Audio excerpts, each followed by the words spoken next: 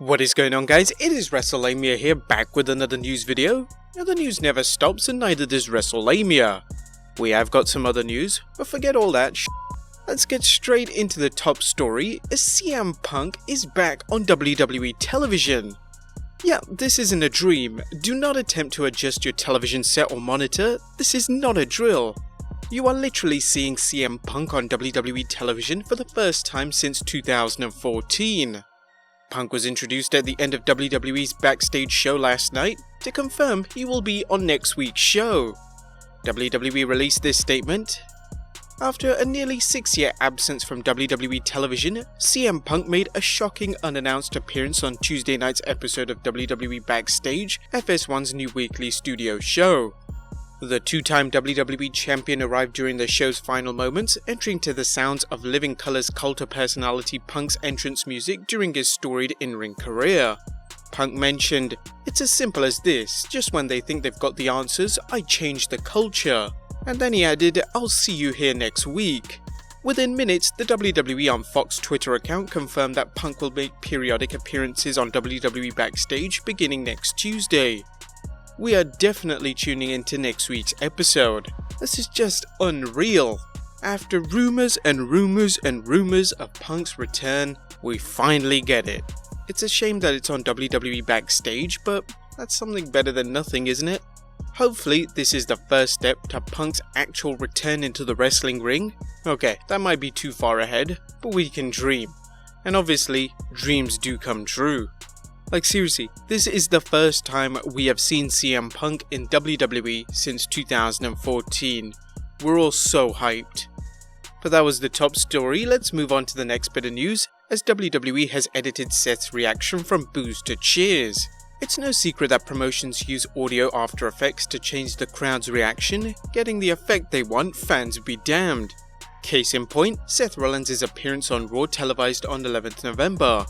The show was taped on 8th November, and when Rollins proclaimed himself to be the best wrestler on the planet, the boos were nearly deafening.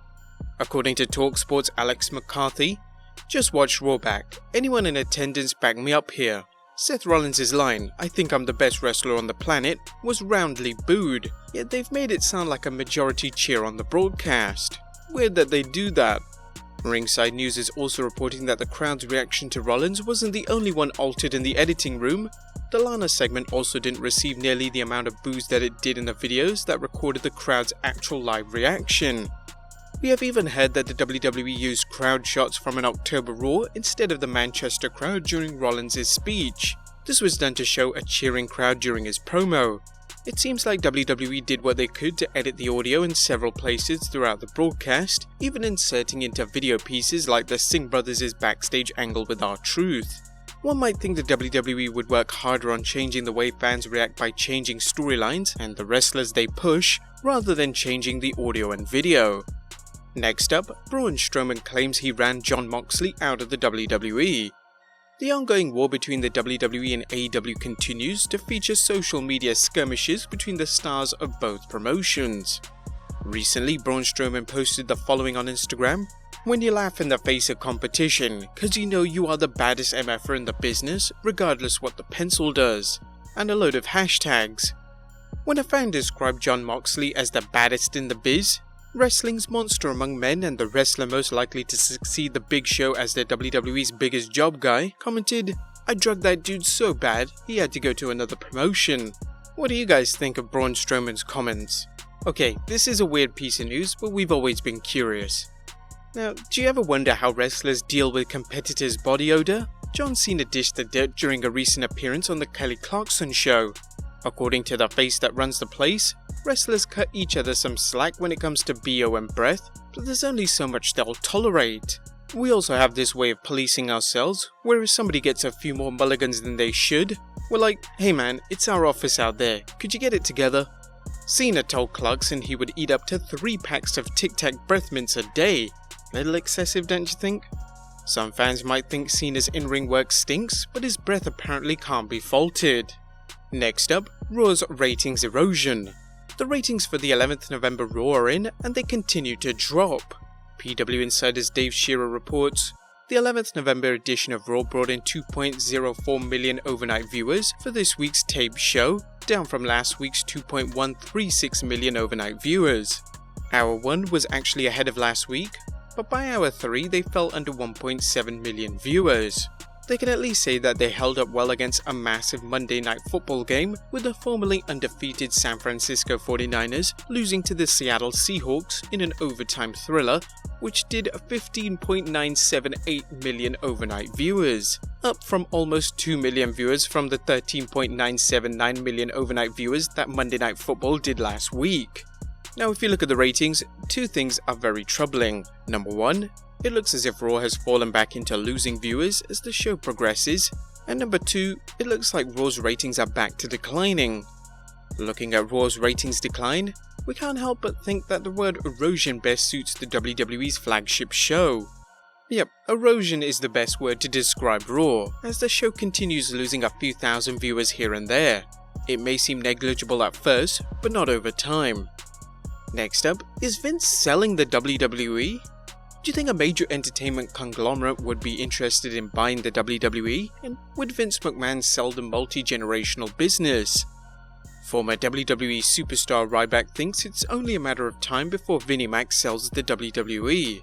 The wrestler who once shouted "Feed me more" was on his weekly podcast Conversations with the Big Guy Ryback when he speculated, Vince McMahon is looking at this strictly as, this is what I believe, he's looking at how much he can make as much money as possible where they will eventually sell. I bet you with Fox and Disney and all of this was the beginning stages of eventually selling the company. They've also watered down the product where all you have to do is wrestling moves.